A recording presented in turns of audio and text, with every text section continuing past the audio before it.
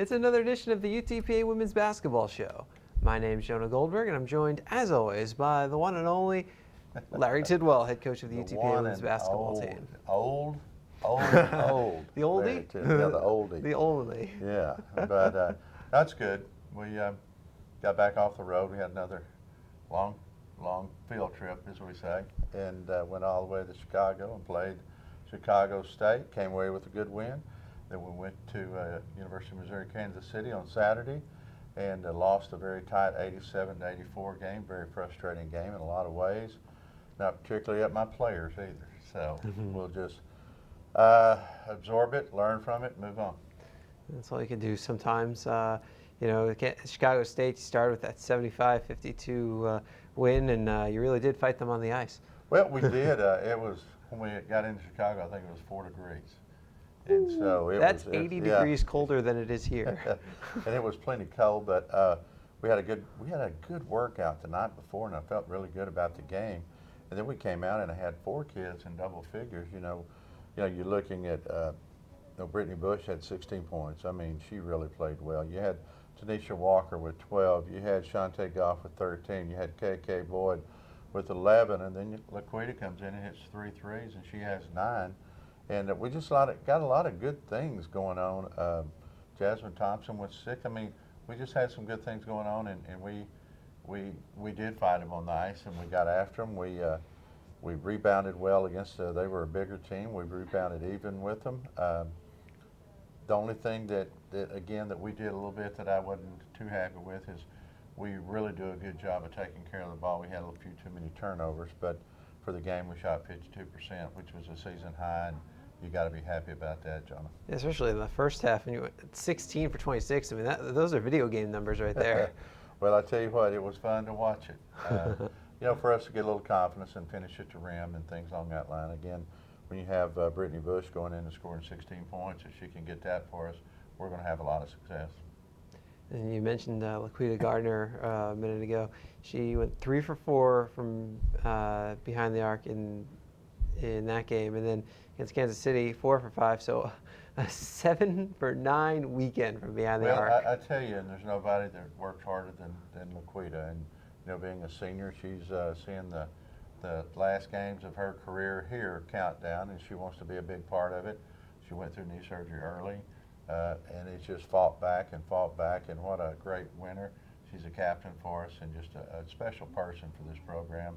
And we just want to try to win out, have that first winning season in the history of women's basketball, and Quita would love to be a part of that. So we got to continue to get better, and gosh, it's when you shoot like that, you're going to win a lot of ball games.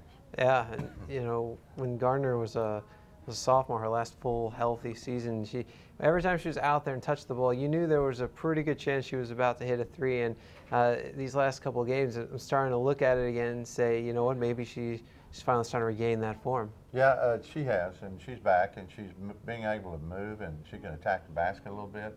Now, everybody knows she can shoot the 3, but now she's attacking a little bit better, and she's playing better defense, and that's a key for us. For the week, you ended up with 5 players averaging double figures. You had 4 in each game overall, and then because of people getting like 9 points, you end up with 5 in double figures. That was the first time all year that's happened. You shot over 40% for the week. Both games over 40%. The Chicago State game over 50, and your team had only shot over 40% once all year, despite that having winning our 500 record. Yeah, good twice 1 week and you're split, so that doesn't. But again, we come back. Shantae Goff, I think should be freshman of the year in the WAC. I mean, she had 20 points and she went to the rim hard and got fouled a lot, and I didn't think they got called. I don't know where it is, unhappy, but disappointed that we would get to the rim out of the thing that really transpired in that game that was a difference in the game. They're 27 of 33 from the free throw line. We're 12 of 15. And we're a really good athletic team. And I'm just trying to figure it out, Jonah, on how to prepare myself for the way that the games are called, because they're called different in every section of where we go to. So I'm going to try to figure that out and see if I can't get better. But, when you get beat 18 at the free throw line, I mean, That's a big difference. I mean, 27, 15 from the free throw line. That's a big difference in a close ball game that goes down to the wire. But, you know, again, Goff with 20. KK Boyd has really played good the last 4 games. Bush, came in and she had 13 points for me, 9 rebounds, and played hard and got a couple of fouls called against her on charges that just don't make any sense at all. So, trying to figure it out, and we'll move forward. There's things that we can do to get better, and we will, but there's also things that other people can do to get better to, I think, call a better game. Yeah. And, despite, Bush ended up with 4 fouls in each game, but she ended up playing more minutes. So, she's been able to stay out on the court more, and that obviously has been a big plus. She put up the numbers, and that helps your team a lot. That's the key for us. If she stays in the ball game, we're going to rebound pretty good. Yeah. And if she's out because of foul trouble, and a lot of the foul trouble, she had 2 charges called against her, which a couple of them were, I didn't particularly like either one of them, but there's different things she's going to have to adjust and reverse pivot and attack at angles, and maybe she'll get the fouls. I don't know, but we had a lot of people going to the rim, and we didn't get very many calls. But again, let's move on from there. We just got to get better. We'll put it at that. There you go. And still in pretty good position. 12 and 13, 6 and 6 in the WAC. So you continue to be in that. There's a big jumble right in the middle. Yeah, the 3rd through the 6th spot is pretty jumbled, and it can go either way. I mean, the main thing I wanted to do here, winning season, and we're 12 and 13. I've got 5 ball games left for sure. So we control our own destiny. We control our own fate if we want to turn this program and turn it in the first year. And we got to have some people step up, because again, what was disappointing in the UMKC game is, again, we missed point blank shots. We shot 43%, which is for us really good, but I mean, we're still missing point blank shots. And we just got to step up, and like I say, you put your big girl pants on and you make big plays. Special players make special plays and special games, and we got to have some more of those special players. Now, with the improved shooting, Kansas City, they shot 54% for the game, which it's pretty unusual for a team to shoot like that against your team. Against us, and we've got to play better defense. I was disappointed at our defensive intensity for, like 5 or 6 plays in a row. Then we play really good defense, and the season's a grind. I know that. I mean, if you look, when we started practicing, I think we're on like 226. Once we started back in August and things along that line. I mean, we're at a point where it is a grind, and we try to make things fun. We had a really good practice today, but you've got to buckle down, and you got to be the one. It's not the matter. It's not the size of the dog in the fight. It's the size of the fight in the dog, and we got to fight harder.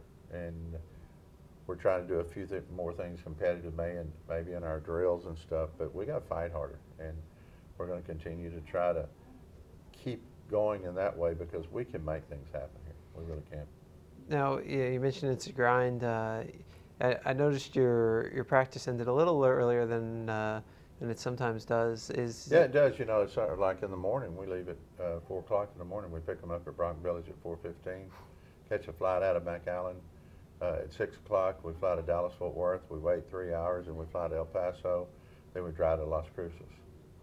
That's just one game. This trip. So we get to come back home, and then we got 2 more games at home against Cal State Bakersfield and Utah Valley State. Then we do the same routine practically when we turn around and go to Grand Canyon. You leave early in the morning, and then we get our kids back. Now this trip we'll be back on a Friday, not too bad, but a lot of times we leave Wednesday morning at 4 o'clock and we get back Sunday afternoon. So travel's tough in the WAC, but we know that, so we just got to toughen up and make it happen. Everybody deals with the same travel. Everybody deals with the same travel. Just do it sometimes in different directions, but yeah. Exactly. But it puts a strain on the kids some, especially the ones that are really in tune academically, and it puts a strain on them. And I see sometimes they're just at wit's end, but we're trying to make things like today. You said we had a short workout, about an hour and a half, and it was a good, effective workout. So we'll continue to get better. It's good. And then you mentioned you head into Las Cruces this week, New Mexico State, a team you've already seen once before. You've already been once. Yeah, we did. They came out the first time we played them. They had us down 14 in the first half. I mean, they were just lights out shooting the ball, and we battled back and really captured that victory in the last 3 minutes of the game. And we got to fight them and fight them and fight them because they have one of the best scorers. So the Williamson kid is like second in the league in scoring, right at 20 points a game. And we got to limit those touches to her, and then we got to watch for the three-point play. They can shoot the three as good as anybody in the country. As time, as the season starts to wind down, you have 2 road trips, one homestand left, and with how busy it's been, you pride yourself so much on getting out in the community. Is this a time in the season where you say, you know what, let's back off a little, and then we'll ramp it back up in April? We haven't been, and once the season starts, we tone back. We have people come in to see us, things along that line, and we do touch base with people on campus. But as far as getting in the community, we don't do that a whole lot because I do value and respect the time that these young ladies need to have to study, to get their homework done, to catch up, to really have a social life also. And so we'll get geared back up in April and May. We have been the team of, I guess we've been the community service team 3 different times in July and December and January. Very, very proud of that. We have over a cumulative of 1,200 hours that we have done in the community with all of our players and all the different things that we have done. And I'm really proud of them for doing that because that's something they had not done before, and we're making a difference in this community, making a difference in the Valley. That's what we want to do. Absolutely. People have definitely noticed. I ran into Melissa Elizondo from Be The Match yesterday. They're on campus this week doing another bone marrow drive. Good. Yeah, Be The Match is a very special event for us. They're doing with some of the student organizations. So I said, well, I hope it goes as well as it did when we all did it together. And she paid us a huge compliment, about how great our drive was and how unprecedented that day was, because she's hoping for maybe 1,000 in a week. Where, I mean, if you put it out to a week for the one day we had you and baseball 342. did. Yeah. Yeah. Woo, that's a couple thousand. Yeah, and so it is. We had a special day, and getting to work with Manny Mantrano and his staff and the baseball guys. God, what a great group of guys. They're first class, and I saw they got off to a pretty good start. They split with Corpus. Corpus has good baseball, but we're going to have some great baseball. And once the season's over, we get recruiting behind us. You'll see me out at the baseball field every game because I am a huge Bronx fan, and I can't wait to see my Australian buddy Sam pitch. Ooh, what a nice young man, and I can't wait to get out and get to see him. Yeah, you haven't seen him pitch yet, have you? No, I have not been able to see him pitch. You're going to see something. I saw he dominated the first game. I'm real proud of Sam, and he's a first class young man, first class. Well, the Bronx take on New Mexico State this week. It's Thursday. It's their only game this week, so you get the weekend off, which is nice. Weekend off. I'll be recruiting in Waco, Temple, Dallas, Fort Worth. So off being a relative term. Yes. But always recruiting 24/7, 365. And we signed 2 young ladies early. I'm very, very proud of Laura Van Tilburg. They're playing tonight in the regional quarterfinals. If they win that, they go to the regional tournament, which is held on the UTPA campus. And Laura has been dominating. I mean, she's really been playing well. Very happy with her, 6'3" post player out of Weslaco. And then we have another young lady who's playing tonight. She's playing in Austin. She's at Pflugerville High School, Stephanie Agneje, and she is jack quick. I mean, I feel like one of the fastest kids on our team is Raquel Preston. She's faster than Rock, and so we've got some speed there, and we're continuing to look everywhere. I recruit the Valley, I recruit Texas, I recruit JUCO, I recruit international, and we're continuing to look for players because I want to make this a program that is consistent and a program that consistently wins. Well, we certainly hope that you're able to achieve that goal, and I think we all have confidence that it's coming. Well, I tell you what, it's our schedule next year is like a nightmare because we got DePaul, we got New Mexico, we have Texas A&M, we have Texas Tech, we got Baylor, and we have Texas, just to name a few, and a very good Virginia Commonwealth team on the road. You see, you say nightmare. Me, as a broadcast tab, I say jackpot. Yeah, jackpot. Well, I tell you line up against it. But if the only way we're going to win a conference is we got to be prepared for it.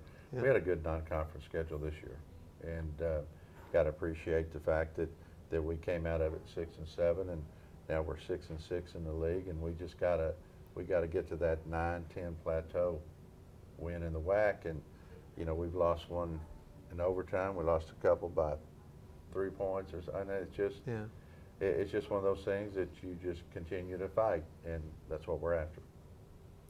All right, Coach. Well, Bronx facing off at New Mexico State on Thursday at 7 p.m. Central Time. We'll have links to the broadcast and the live stats up at utpabronx.com. Well, I tell you, Jonah, it's going to be a fun week. We're going out to New Mexico, and we're going out there to win. I mean, we're going out there to give it our best shot, and then we come back next week and we play Thursday against Cal State Bakersfield, who's sitting in second. They beat us by 6 out there in a really good game. And then we have Utah Valley State coming in on Saturday, and they gave us all we wanted when we won out at Orem, Idaho. But please come out and support our team, and also on Saturday, Senior Day, for Laquita Garner, and come out and support our first class. And what a great leader, what a great captain she's been for us. Yep, that's on March 1st. March 1st. I can't believe March is already rolling in here. I know, right? Oh, it just seems like April, the 1st of April, I'll be here a year. And it just seems like yesterday when I got here. With your basketball tie on. Yes, with my basketball Love that tie on. So. But we'll do it. But hey, as we continue the season, we're going to fight them till hell freezes over, Jonah, and then we're going to fight them on ice. Sounds good to me. Go Bronx. Yes. He's Larry Tidwell. I'm Jonah Goldberg. We'll see you back here next week on 956sports.com.